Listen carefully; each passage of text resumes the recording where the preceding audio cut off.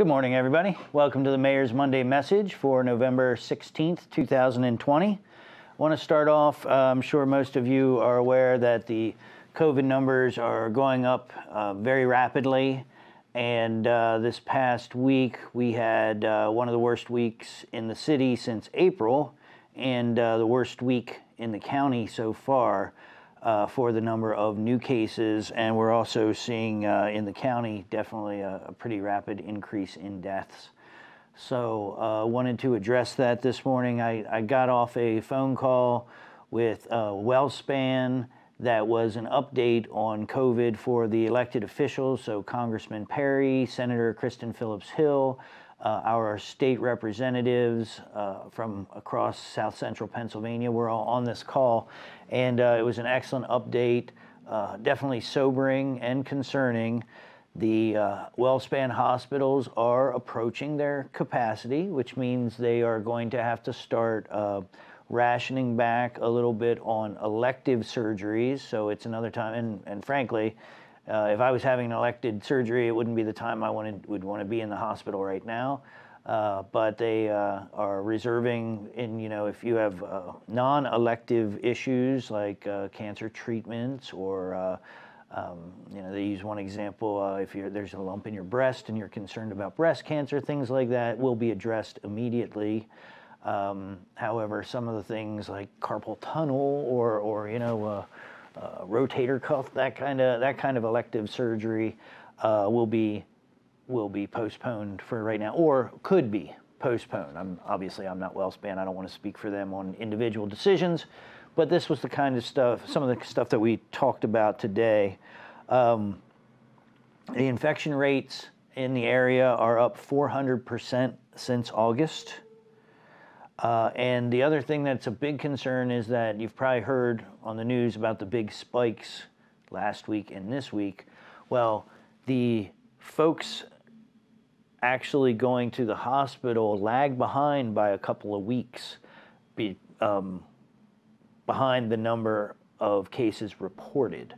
So there is concern at this point about our capacity at our hospitals. There are backup plans. They have reserve beds and things, but we're at a point where we might be moving into a higher stage of work that we have to do to make sure that we maintain the capacity for everyone. The other issue is that we're going into flu season, and we're hoping that because we're being so much more diligent now about not passing germs back and forth, that the flu season will be lower. It apparently has been lower in the southern hemisphere, which already had its winter flu season. So that's one way they judge whether or not ours is going to be bad. So that's some good news. I wanted to talk a little bit, though, about some of these rumors that continue to persist, or some of these conspiracy theories, or just complete inaccuracies. I heard some over the weekend, just people talking to each other like these things are facts, when it's absolutely ridiculous propaganda and conspiracy theories. It's nonsense is what it is. This idea that the hospitals are getting paid to write down that their cases are from COVID, so that they can get reimbursed. The fact is, you're talking about Medicare, Medicaid, people without insurance. The hospitals get reimbursed for whatever the unfunded issue is. If it's COVID, if it's the flu, if it's a heart attack, they get a certain amount of that back. And the much broader fact is that elective surgeries frequently pay more, and they're having to put off these elective surgeries. So they're losing money. They're not gaining money. And that's their position. That's a statement from them. But the other thing that is fact, and we have Republicans and Democrats on this call, and there was no question, there is reimbursement for all kinds of issues from the federal government for uninsured or underinsured individuals that come through. And for COVID, it is the same. And as part of that, I asked a question to make sure that I was right about this, because some folks know I'm into history, I'm into genealogy, so I do a lot of work reading up on people that have died, some of them nearly 200 years ago. And this is about people that say, well, it's not COVID that's killing people, it's underlying pre-existing conditions. So the way a death certificate works is that on the first line, whatever immediately killed you, whether it's the flu or whether it's a heart attack, whatever it is, whatever immediately killed you is on the top line. And on the lines below, your chronic conditions are listed. So 100 years ago, I'm going to use, instead of using their disease names back then, I'm just going to use the ones we have now. 100 years ago, if you had lung issues, pulmonary issues existing, those would be your issues on the bottom. But on that top line, if the flu killed you, they would say you died of the flu. So nothing has changed in nearly 200 years of how we keep track of deaths in this country. Your chronic symptoms that have been going on for months or years, are down here. And the thing that killed you today or yesterday, whatever it was, is listed at the top. So if you have underlying conditions, they existed before COVID. Without COVID, you probably wouldn't be dead today. You might be dead tomorrow or the next day or whatever, whenever those existing conditions finally took their toll on you. But the cause of death is COVID. So please, if you hear this and you had a different opinion, please listen to what is a fact. And that is, we've been keeping track of how people die, the causes of people's deaths, the same way for 150 to 200 years. You can look back in the 1850s, 1860s, and you can look it up on Ancestry.com or wherever you want to. You can find the death certificates, and they're all done the same way. So please stop pretending like COVID isn't the thing killing people, because it is. And it's killed nearly 10,000 people in Pennsylvania already since it started just in March. 9,385. In the worst season that we've had in modern times, we had like less than 300 people get killed by the flu. So it's not a flu, it's not the same as the flu. This thing's killing like 10,000 people, and we're not even at the end of the year. The flu kills like 300. So this is dangerous. It's the real thing. Please, everybody, continue to wear your masks, social distance. It is worse now than it has been. I know we're getting exhausted. I am exhausted. I'm tired of talking about it. But it is what we have to live with. And as long as, and the less we pay attention, the longer we're going to be in this mess. So let's keep it up, York. And I know so many people are doing a great job. And I want to acknowledge Bishop Cease called me on, I think it was Wednesday, and he called me just to check in on the COVID because he heard about the numbers going up. So Bishop Cease from New Covenant Church. And at that time, I was looking at the numbers. I said, don't worry, it's not that bad in the city. The county's really going through the roof. But the numbers in the city have stayed pretty much the same. Well, right after I had that discussion with him, that changed. And we had the worst week, or the worst couple of days since last April. So city or county, let's maintain our practices, our cautionary practices, and wear the masks, wash your hands, sanitize, and social distance. Thanks. There is a great event going on all week from a group of young folks and organizers that I just met last week or got to talk to extensively. I think we talked for more than an hour and a half. Youth Experiencing Homelessness. They're having an event called Home Can Be a Person, and it's a 5-day virtual event that you can register for. And on today, the event is about the impact of homelessness on families and communities. Tomorrow, it's health and housing equity.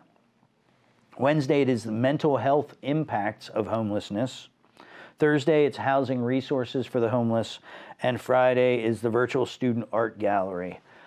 Youth Experiencing Homelessness is obviously about our young people. I've been trying in my little ways that I can to help support some of the activities going on to try and address this. The Cornerstone Youth Home opened up on West Market Street, and I believe up by West Market Street in Hartley.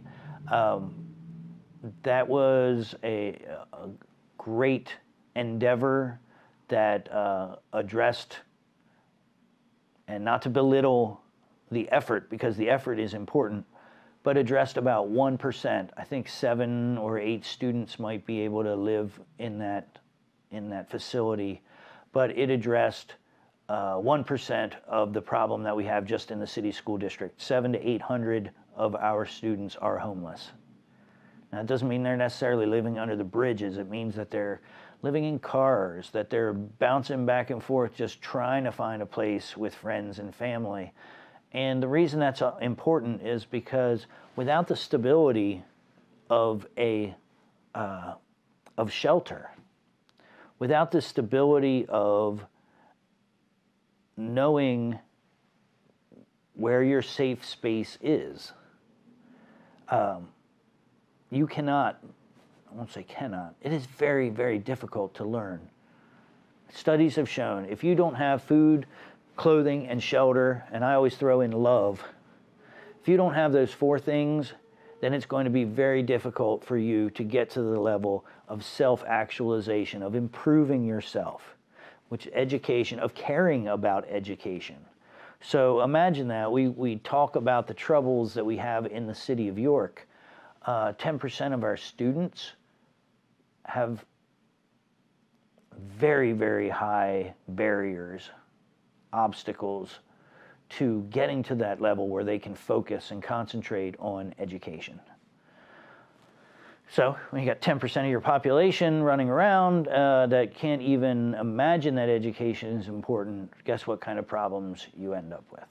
So we as a society need to look at these systemic problems and quit blaming people down the road and fix the problems at the beginning of the road. That's how we really address these things. And there are so many organizations in York that are working on that, and I thank them all. And I'm very thankful for the young students that interviewed me and spent some time with me and asked me some tough questions last week from the group Youth Experiencing Homelessness. So I hope that you will click on that link and register and learn more about the youth homelessness issues and solutions for the city of York. Just a couple more things. Cadorus, the Greener Cadorus Initiative is still going, still trying to get those weeds chopped down so that the Army Corps doesn't come in and spray herbicides and kill everything along the creek. That next gathering is going to be tomorrow from 9 to 11 a.m. And finally, I believe it's a week early, but it's a good time to start. Thanksgiving dinner to go at the Lincoln Charter School out on King Street, West King Street and West Street. They will have meals that you can pick up on this Thursday from 5 to 6:30 p.m. It's a walk-up service. Please, again, continue to wear your masks and social distance. But this is not just for the students and families of Lincoln Charter. This is for the community. So you can get a great meal, a Thanksgiving dinner. Sorry we can't all gather together at this time of year as we have every year. But this is a needed service, and I want to thank the folks from Lincoln Charter School for thinking not only of their students and their families, but of the whole community. Finally, I have a little bone to pick with somebody. A guy I've known a long time has given me a hassle.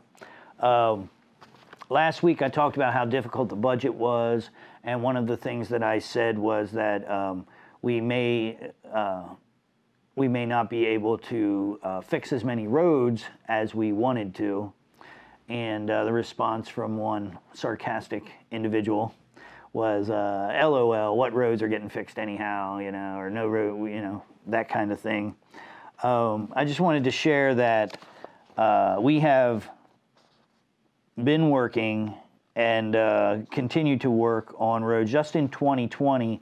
And again, we are working in conjunction with the utility companies. So sometimes they work and do their stuff and we'll come and pave over part of it. Sometimes they pave over it. So the York Water Company and Kinsley and the City of York are all working together to bring you better streets. In the past, sometimes the streets would get paved with real nice new pavement, but nobody had fixed the problems underneath. So within weeks or months or a couple of years, the streets would be back to falling apart. So we tried to remedy that, trying to give you better streets that are going to last longer. And just this year, we've been working on Kingsmill Road, Maple Street, Manor, South Pershing, Hay Street, North Hartman, North Albemarle, Edgar, West Chestnut, Wallace, Foz, another project on South Pershing, another project on Manor, Oak Lane, Ridge, East South Street, Franklin, another project on Wallace Street, Pine, Maryland Avenue, and Wayne Avenue. These are all streets that have been either paved completely or we've done a mill and overlay. And so that's just, I don't know, I'm not counting here, but about 20 just this year, and the year is not done yet. We've also had last year East King, Walnut, Ridge, South Street, Liberty Court, Pine, Susquehanna, Florida, North Queen, Pershing, another Pershing project, Carl, and Priority. And next year we will begin the work. It's going to be a 2-year project, the work to do all of George Street from end to end. So you may remember back a few years ago they did Market Street the whole way from West York to Spring Garden. Now we're going to go the other direction. We're going to do north-south and all of George Street. So that will start in 2021 and will be finished up in 2022. So our folks are working hard. Frankly, they don't need the attitude. There's a lot going on under difficult conditions. We've been going through furloughs. We've had people down with COVID. We've had lots of setbacks in 2020. So there's a lot of people out here that are working together and to try and make York better. And frankly, if you don't want to be one of those people, that's fine. But don't put down the people in public works and the highway or anywhere in the city government with falsehoods. There's no need for it. We don't need that. The city of York doesn't need it. And I'm not going to let people talk down the people that work for the city of York when they're working this hard for all of us. With that, we've got a couple things going on in the city, but it is getting kind of quiet. I did a lot of Christmas shopping this weekend. And, as long as we're staying safe, life marches on. We do have holidays. We're not, in most cases, probably not going to see each other for the holidays, but I wish you well. And, of course, I'll be talking to you on here. And if I can't see you around the city, I at least hope to see you here. So have a good week.